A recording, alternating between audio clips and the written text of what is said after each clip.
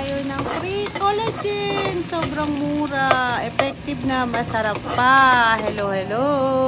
So, ito po, bumili kami ng paa ng manok. Dito po, mahanap natin ang murang collagen.